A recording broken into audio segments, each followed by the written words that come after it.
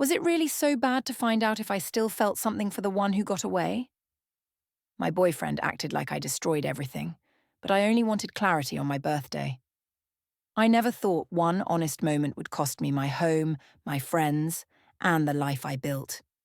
I'm Elowen Thorne, 32 years old, and I work as a marketing coordinator for a mid-sized tech firm in the downtown district where glass towers reflect the river and the streets hum with the kind of energy that makes you feel like you are part of something bigger than yourself.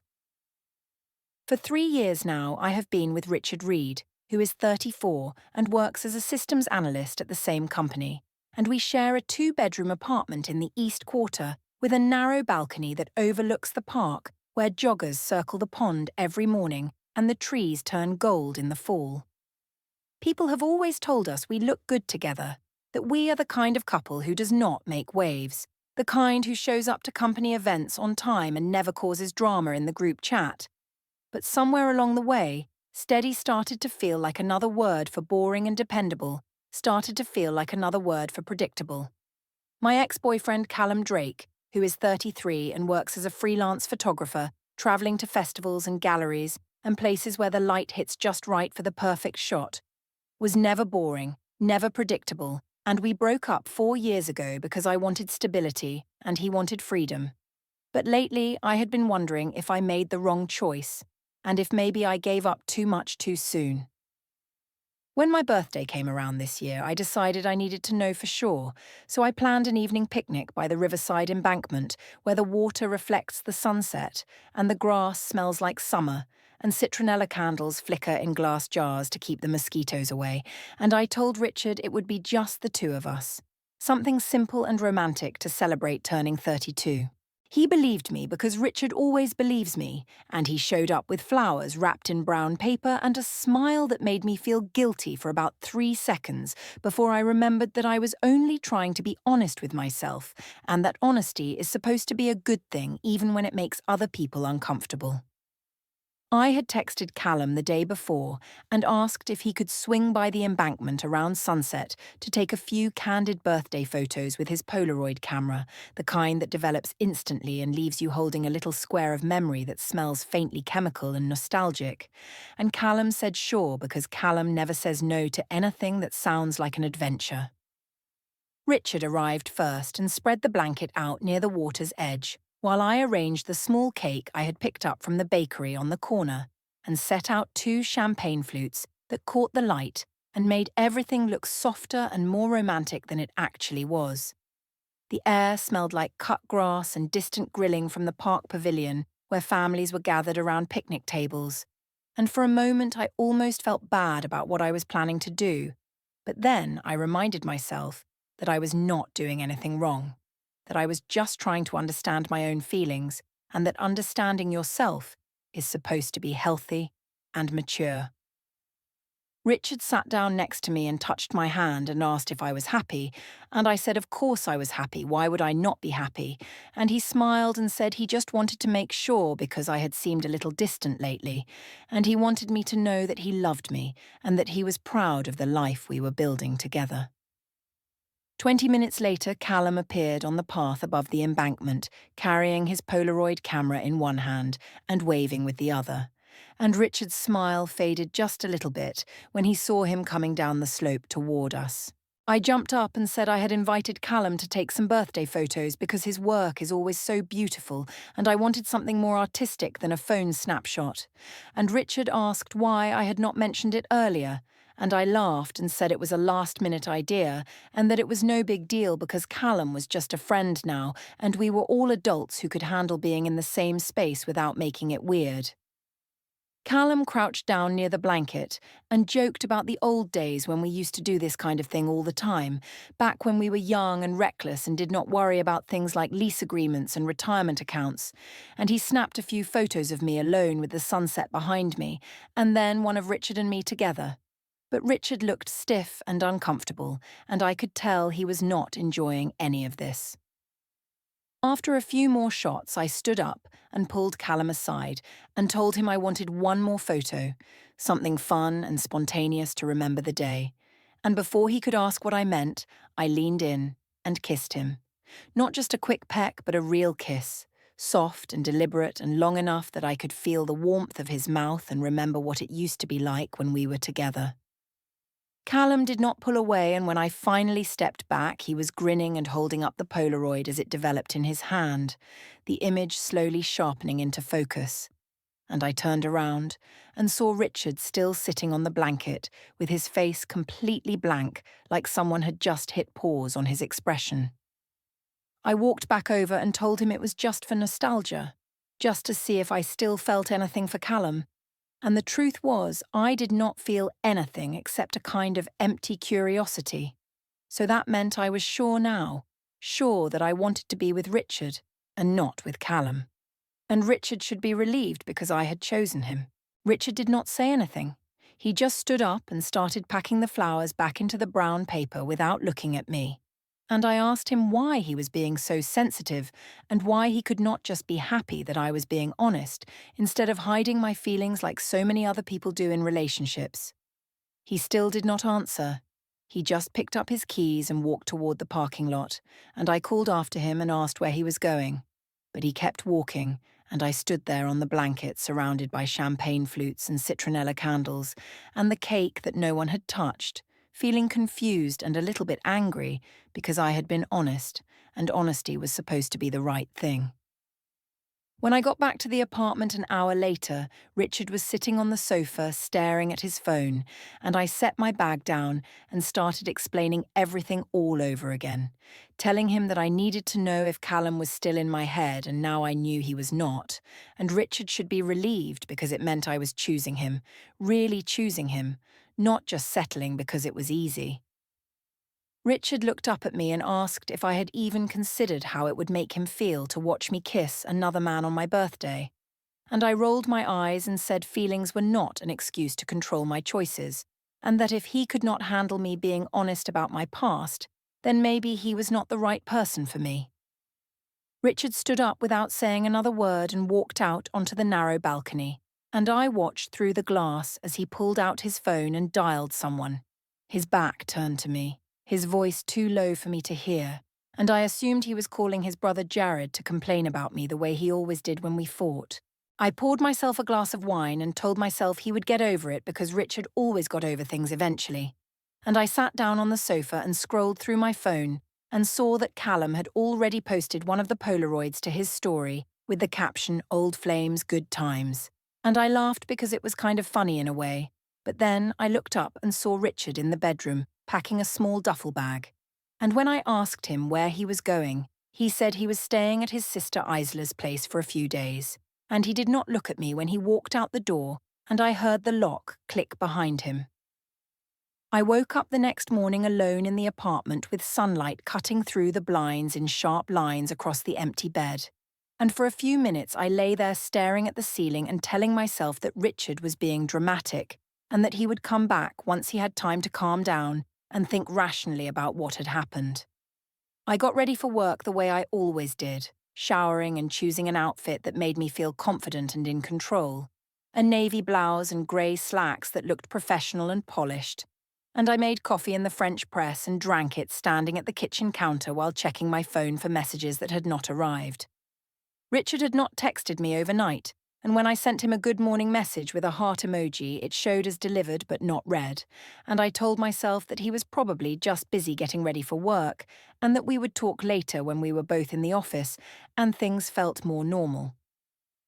When I walked into the open plan office at 8:15 carrying my usual coffee from the shop downstairs, I noticed two co-workers standing near the printer glancing in my direction and then looking away quickly like they had just been talking about me, and I felt a small uncomfortable flutter in my chest, but I ignored it and walked to my desk and set down my bag and logged into my computer. Sam from the sales team walked past and stopped at my desk and asked how the birthday celebration went over the weekend, and I said it was great, really fun. And he raised his eyebrows and said he had seen some interesting photos online, and I laughed and said social media always makes things look more dramatic than they actually are. Sam nodded slowly and walked away, and I noticed that he glanced back over his shoulder before sitting down at his own desk 3 rows over, and I wondered what exactly he had seen and who else had been looking at my social media without me realizing it.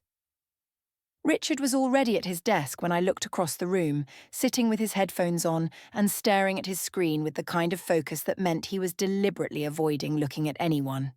And I waited for him to glance up and make eye contact the way he usually did when I arrived in the morning. But he never looked over. And after 10 minutes, I realized he was not going to acknowledge me at all. I tried to focus on my work, responding to emails and reviewing the quarterly marketing report that was due by the end of the week, but I kept glancing over at Richard and feeling a growing sense of frustration that he was acting like I had committed some kind of unforgivable crime when all I had done was try to be honest with myself and with him.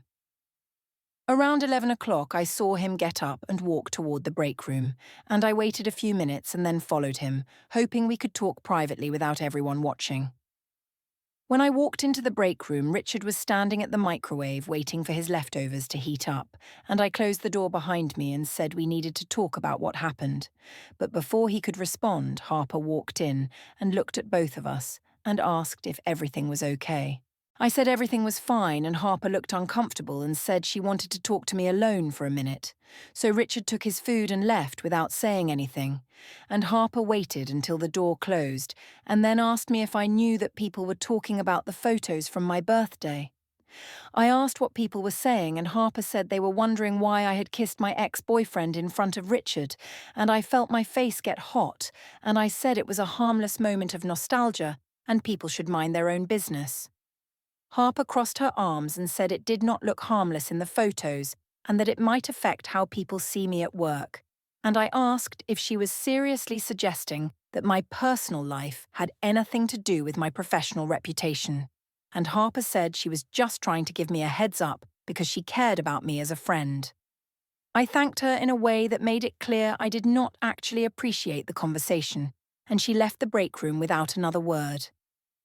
I went back to my desk and tried to focus on work, but I could feel people watching me, little glances and whispered conversations that stopped when I looked up. And by lunchtime, I was so frustrated that I texted Nina and asked if she wanted to grab coffee at the cafe near the office. Nina replied after 20 minutes and said she could meet me at 1 o'clock, and I spent the next hour refreshing my email and pretending to work while replaying the birthday picnic in my head and trying to figure out why everyone was acting like I had done something so terrible. When I finally walked over to the cafe, Nina was already sitting at a corner table with an iced latte, and I ordered a cappuccino and sat down across from her and immediately started venting about how Richard was being cold and distant and how people at work were making a big deal out of nothing. Nina listened without interrupting, and when I finally stopped talking, she asked me what I expected Richard to feel after watching me kiss Callum, and I said he should feel secure enough in our relationship to not be threatened by a meaningless kiss with someone from my past. Nina shook her head slowly and said it was not meaningless to Richard, and she asked if I had apologized to him, and I said I should not have to apologize for being honest about my feelings. Nina looked down at her phone and tapped the screen a few times and then said she had been thinking about everything that happened, and she was not sure she could keep pretending it was okay. And I asked what she meant by that, and she said she just thought I should really think about what I was doing and how it was affecting the people around me. I laughed and said everyone was overreacting and that in a week or two this would all blow over and Richard would realize he was being ridiculous, and Nina looked at me with an expression I could not quite read and said she hoped I was right, but she did not think I was. When Nina pulled out her phone again, I saw her scroll through a folder labeled with my name, and inside were screenshots and photos from the birthday picnic and the Instagram story Callum had posted. And I asked her why she had saved all of that, and she said she saved it just in case, and I asked in case of what, and she said in case Richard needed proof of what actually happened. I felt a cold spike of something I did not want to name, and I asked why Richard would need proof, and Nina just shrugged and said she did not know, but it seemed like a good idea to document things when people start telling different versions of the same story. She finished her coffee and said she had to get back to work, and she left me sitting alone at the corner table with my cappuccino going cold and my phone vibrating with a notification that Callum had tagged me in another post. I opened the app and saw that someone else, one of Callum's friends I barely knew, had reposted the photo of me kissing Callum with Richard, visible in the background, looking stiff and uncomfortable. And the caption said something about messy situations and awkward moments. And there were already 40 likes and a dozen comments, including one from a mutual acquaintance that said this is messy, and another that said poor guy in the back. I spent the rest of the week trying to act like everything was normal, even though Richard had not come back to the apartment and had barely spoken to me, except for one-word replies to logistical questions about bills and mail. And by Friday, I was so tired of the tension and the whispers at work that I decided to go ahead with the belated birthday party I had planned at the rooftop bar downtown, where our friend group usually gathered for drinks and celebrations. I sent out a group text on Thursday night reminding everyone about the party and saying I hoped they could all make it because I wanted to celebrate properly with the people I cared about. And most people responded with thumbs-up emojis or short confirmations, but Richard did not reply at all, and I told myself that he would probably show up anyway because he always showed up to social events even when he was upset with me. The rooftop bar was busy when I arrived at 8:30 on Friday night, with strings of warm lights overhead, casting everything in a soft golden glow and the city skyline stretching out in the distance like a postcard. And bass-heavy music thumped from the indoor section while people crowded around high tables on the outdoor patio. I wore a red dress that I knew looked good on me, and I had spent extra time on my hair and makeup because I wanted to feel confident and in control. And when I walked onto the patio, several people waved and called out happy birthday, and I felt a rush of relief that maybe things were going to be okay after all. Harper was already there with a small gift bag that she handed to me with a smile that did not quite reach her eyes, and I thanked her and set it down on one of the tables and ordered a gin and tonic from the bar. Richard arrived about 10 minutes later wearing a jacket and jeans and looking tired in a way that made me feel both guilty and irritated, and he nodded at a few people but stayed near the edge of the group and did not come over to greet me. I watched him standing alone near the railing looking out at the street below, and I felt a surge of frustration that he was sulking at my birthday party instead of just getting over what had happened and moving on like an adult.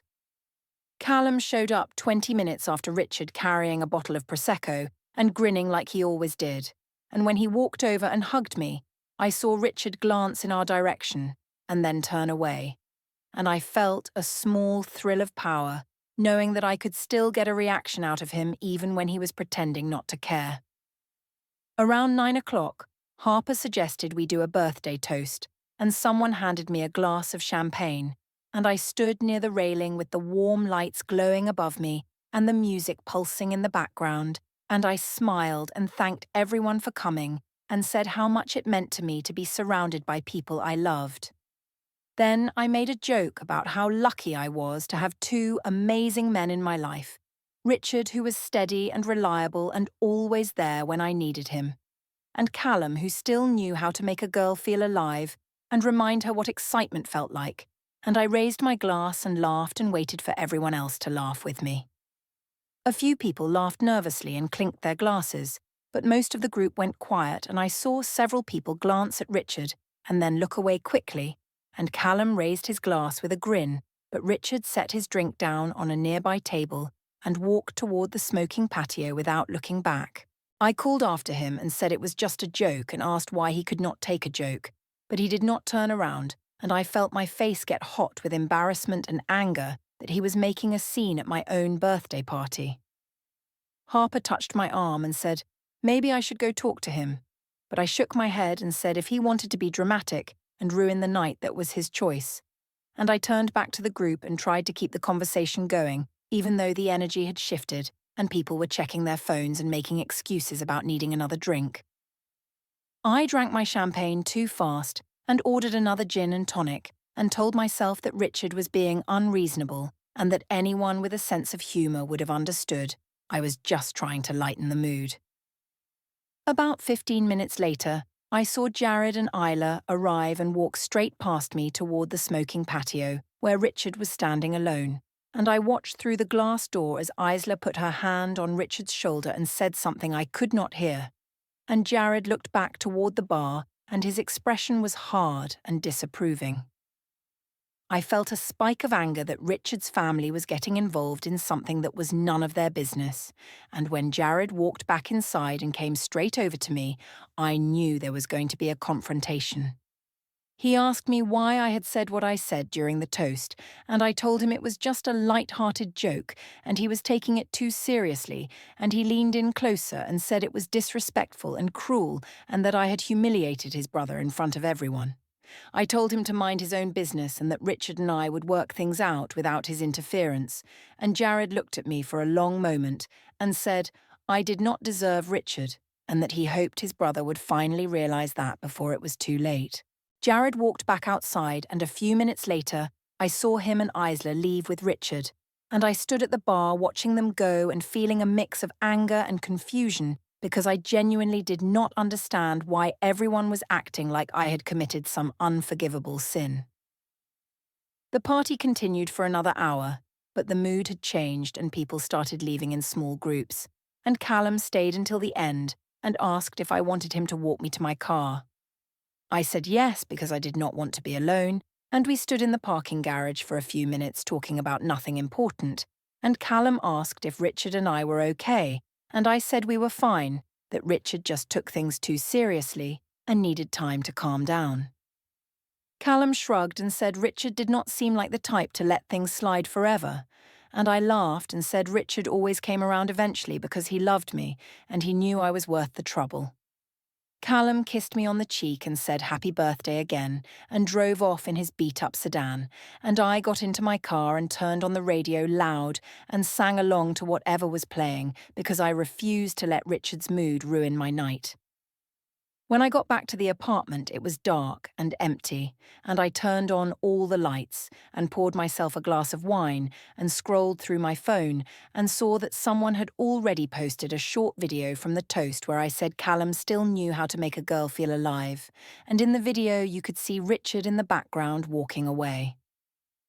The weekend passed in a strange kind of silence, where I stayed in the apartment alone scrolling through social media and watching the video from the rooftop toast get shared over and over again in different group chats. And by Sunday night, I had seen it reposted at least a dozen times with comments that ranged from laughing emojis to more pointed observations about how uncomfortable Richard looked in the background. I tried calling him twice on Saturday and once on Sunday, but each time the call went to voicemail, and when I texted him asking when he was coming home, he replied with a single sentence saying he was staying at Isla's for a while longer and that we would talk when he was ready.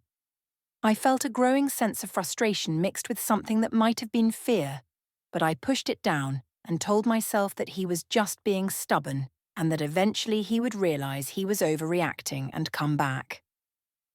On Monday morning, I went to the gym before work because I needed to clear my head and burn off some of the anxious energy that had been building over the weekend, and while I was in the locker room changing into my street clothes, I overheard two women talking near the sinks about a video they had seen online. One of them said it was so awkward watching someone get humiliated like that in public, and the other one said she felt bad for the guy in the background who clearly just wanted to disappear. And I realised with a sinking feeling that they were talking about the toast video and about Richard. I finished getting dressed quickly and left the gym without making eye contact with anyone. And I sat in my car for a long time before starting the engine and driving to work. Later that week, Jared sent a text to Richard inviting him to a family barbecue at his house on Saturday afternoon. And Richard forwarded the text to me without any additional comment, just the invitation and nothing else.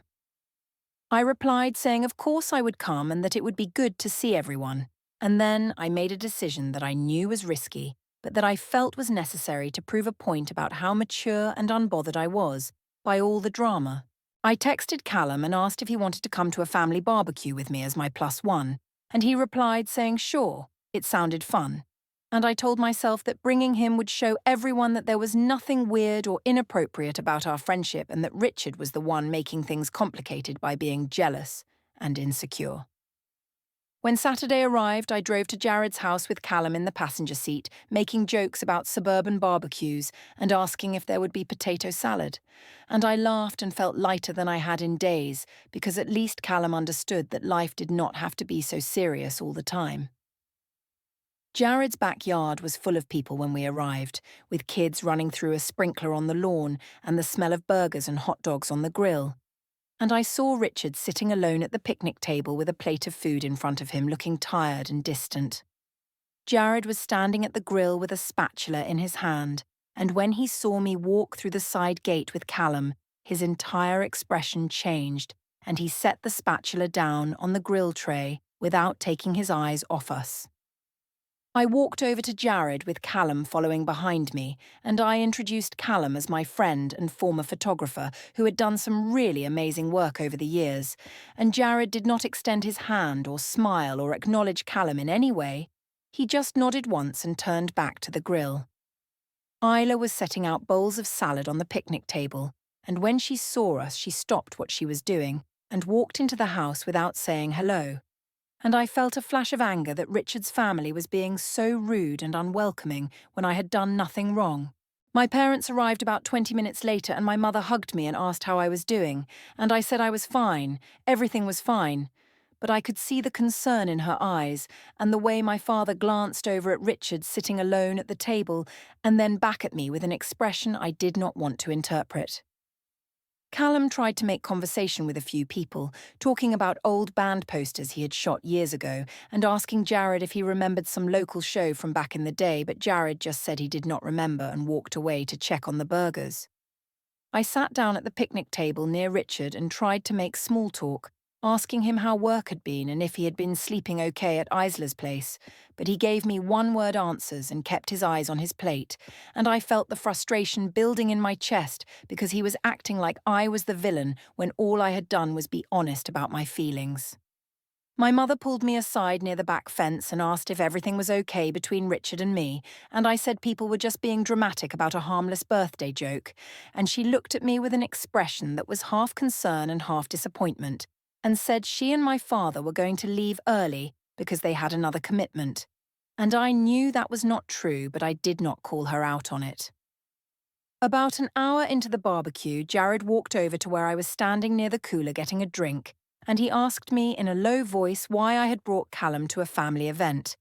And I said Callum was my friend, and I could invite whoever I wanted. Jared stepped closer and said I was humiliating Richard in front of his own family, and that it was cruel and disrespectful, and I told him he was being over-dramatic, and that Richard needed to learn how to handle his insecurity like an adult. Jared looked at me for a long moment and said I did not deserve his brother, and that he hoped Richard would wake up and realize that sooner rather than later. And then he walked away and I stood there alone by the cooler feeling my face burning with anger and embarrassment. I found Richard and told him we were leaving, and he nodded and said goodbye to his family without any emotion, and we drove home in complete silence, with Callum following in his own car and texting me the entire way. When we got back to the apartment, Richard went straight into the bedroom and closed the door, and I heard him moving around inside, opening drawers and the closet, and when I walked in, I saw him packing more clothes into a duffel bag. I asked him what he was doing, and he said he was moving more of his things to Isla's temporarily, and I asked how long temporarily meant, and he said he did not know yet. I told him he was being manipulative and using the threat of moving out to punish me for being honest, and he stopped packing and looked at me with an expression that was calm and empty and said he was not threatening anything. He was protecting himself. And then he picked up the bag and walked out of the apartment. I stood in the bedroom doorway listening to his footsteps on the stairs, and then the sound of his car door closing and the engine starting. And I went back inside and checked the closet and saw that half of his clothes were gone, and the box labelled personal that had been in the hallway was missing too.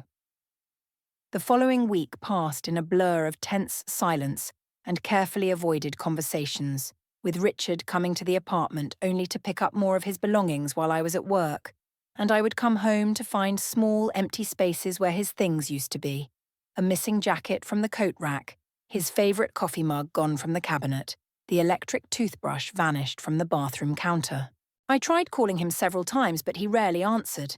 And when he did answer, his responses were brief and distant. Just logistical questions about bills and whose name was on which account and whether I had seen his spare set of keys. I kept telling myself that this was just a phase, that he was punishing me with silence and distance because he did not know how else to express his hurt feelings. But somewhere deep down, I was starting to feel the first real tremors of doubt about whether he was actually planning to come back at all. On Wednesday afternoon, I came home early from work because I had a headache and could not focus on the quarterly report I was supposed to be finishing. And when I walked into the apartment, I found Richard sitting at the small desk in the corner of the living room with his laptop open in front of him. He looked up when I came in and quickly minimized whatever he had been looking at, and I asked him what he was working on, and he said it was just some documentation for a work project.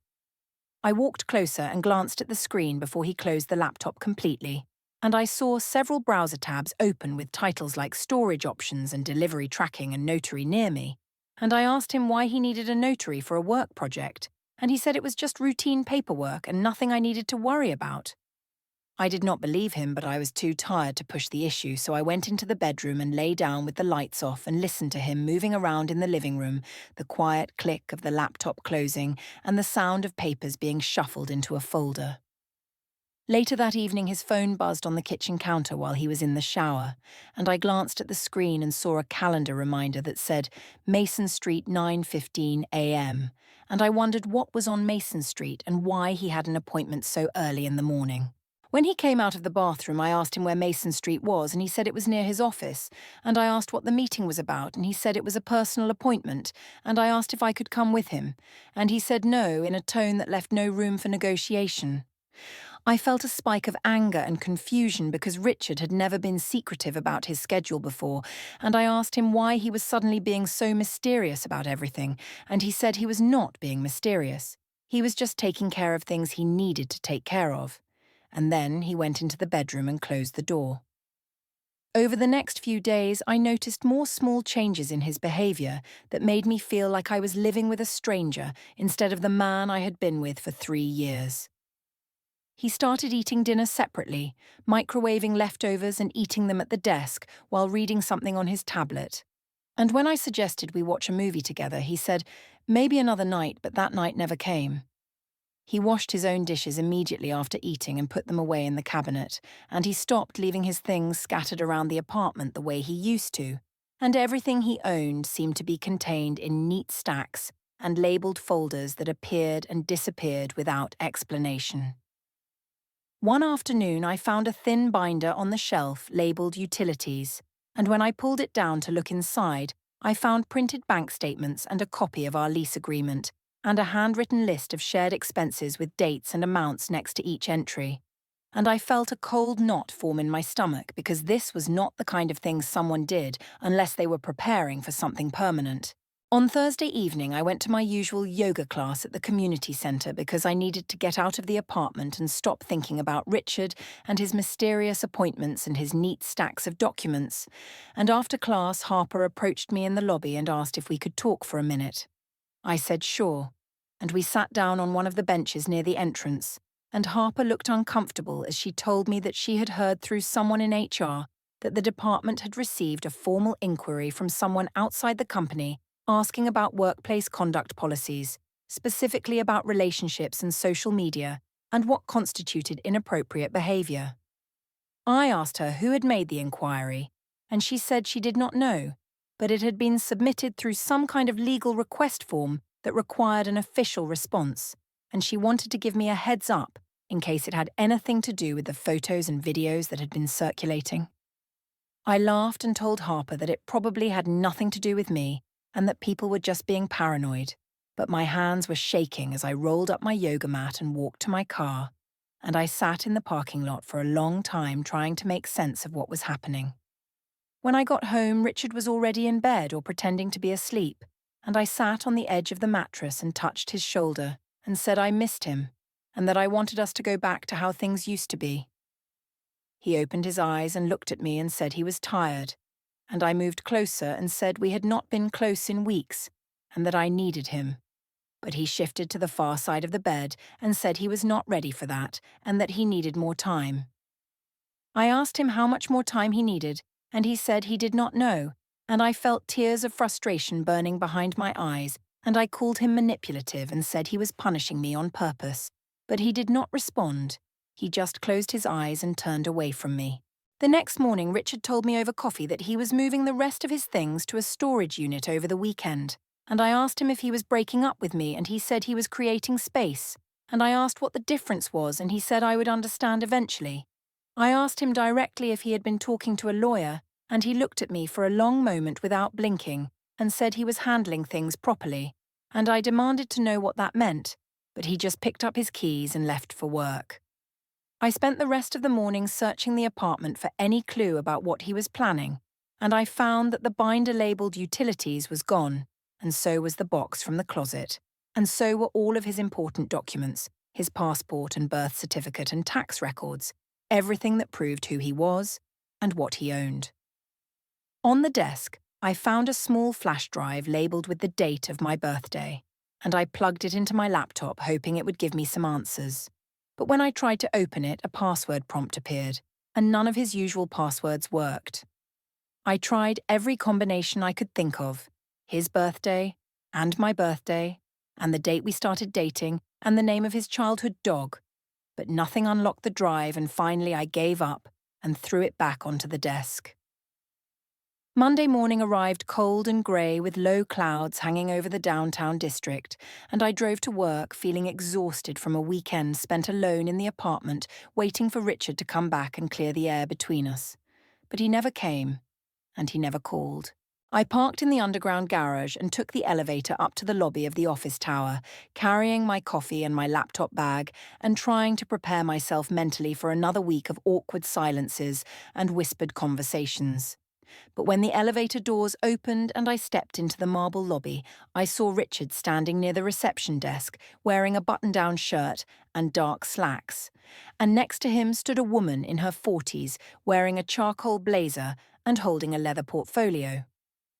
I slowed my pace and Richard made direct eye contact with me for the first time in weeks, and the woman stepped forward and asked if I was a Lowen Thorne, and I nodded and said yes, and she handed me a thick manila envelope and said in a calm, professional voice that I was being served and that I should read the documents carefully and consider obtaining legal counsel. Before I could ask what she meant, she turned and walked toward the glass doors, and Richard followed her without saying a single word to me, and I stood frozen in the middle of the lobby with the envelope in my hands, while the receptionist looked down at her computer screen and 3 co-workers walked past, staring at me with expressions that ranged from curiosity to pity.